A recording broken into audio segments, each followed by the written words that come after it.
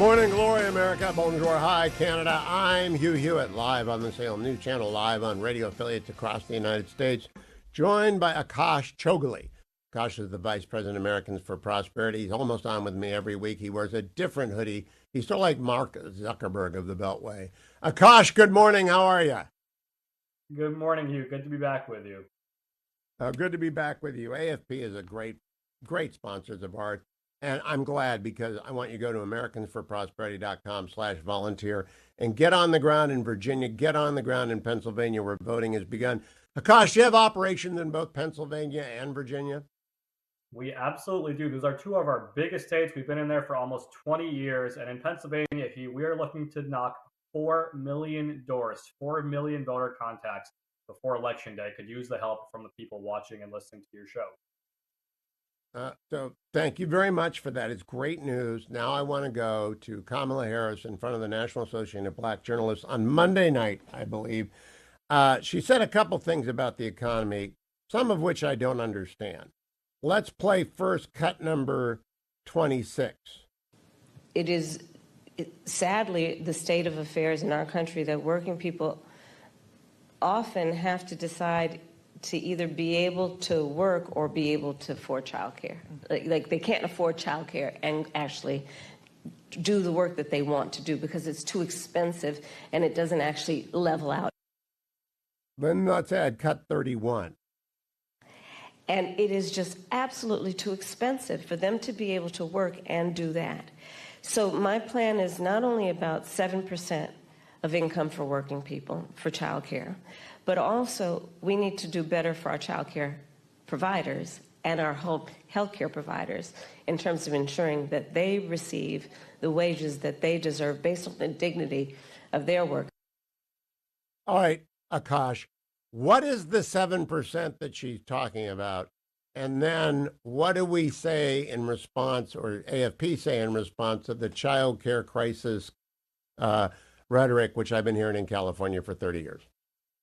Absolutely. So let me start with the fact that this is a very important issue. This is important not only because it's politically salient, because it's a real problem, it's also a real problem that we need to address, Hugh. But one, that 7% cap, again, it's just another example of democratic price controls that we have seen fail in industry after industry, country after country in the course of human history. Now, when it comes to childcare, it's important to know the context here. This administration, with Kamala Harris as vice president, has reduced the availability of childcare options available to American families by attacking, for example, the au pair program. I'm sure many of the people who listen to your show have au pairs from other countries in their home.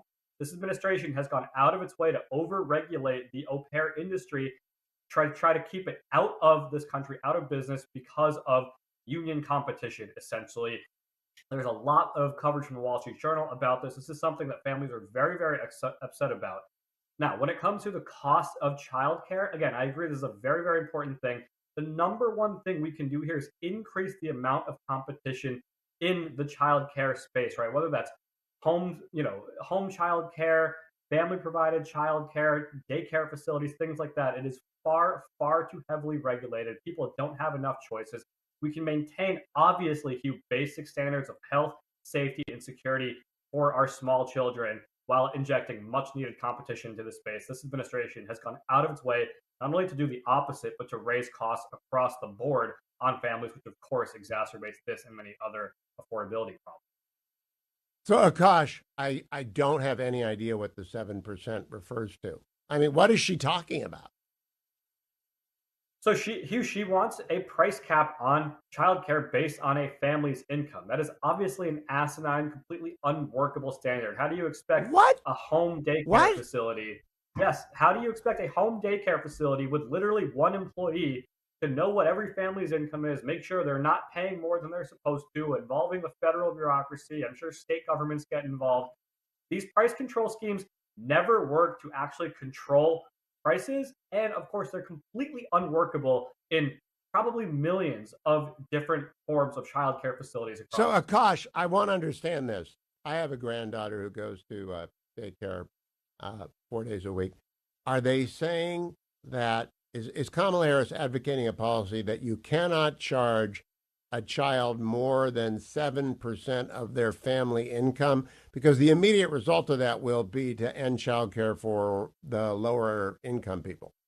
They'll just take higher income people. It's like a bad infomercial, Hugh, and yet it gets worse, which was the second part that you played, which is that she also wants to significantly raise the minimum wages for childcare providers. And so you're going to cap the amount that people pay while raising wages for providers. Guess who's going to be left holding the bag for that? Of course, it's the taxpayers.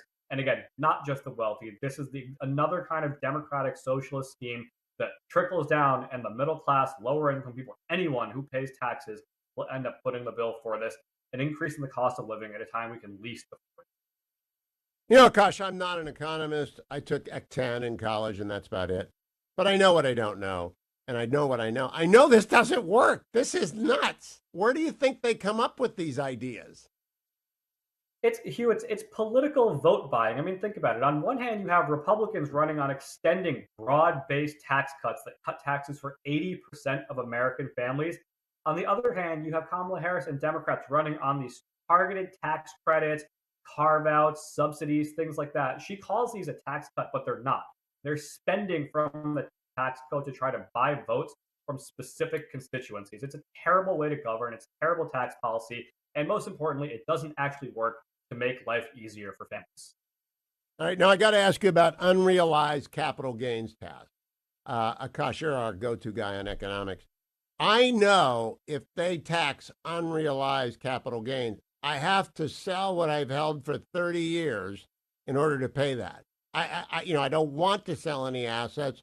The way the tax code presently works is basis steps up on the death of the second spouse, and your heirs get it. But if anyone's got anything, a house that's appreciated, a stock that's appreciated, this is a nightmare. Do they really mean tax unappreciated gains? I mean, unrealized gains.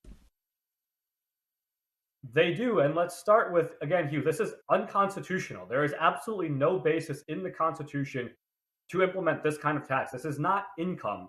It's an increase in value, which in a time like now where inflation has been high would be exponential, right? It's growing very, very quickly because of inflation, but because that value is not cash value, people would have to sell assets just to pay this tax. Now, Democrats will come back and say, oh, it only applies above $100 million. There's two key responses to that. One, think of things that are above $100 million, right? Think of the largest, most innovative, some of the greatest companies that have ever existed in the history of mankind were started in garages and people's homes here in America. You're going to force the CEOs and the founders of those companies to sell off those assets. By nature, you are going to inhibit the growth of some of the greatest and biggest companies in the world that employ hundreds of thousands of Americans. The second is, as you know, Hugh, taxes never stay where they are supposed to. Of course, if this is implemented, it will gradually expand until it's eating into the wealth of the middle class. Again, nothing more than a class warfare wealth redistribution scheme that will not pay for anything they promise, and two, ultimately will do nothing to increase opportunity or affordability for the middle class. Last question, Akash. I was listening to the Ruthless podcast yesterday. Stephen Moore was their guest. He has a new book out called The Trump Economic Miracle. If the tax cuts that Trump put in 2017 expire, Americans are going to get hit with a tax increase they have no idea the size of. Is AFP out there telling people about that?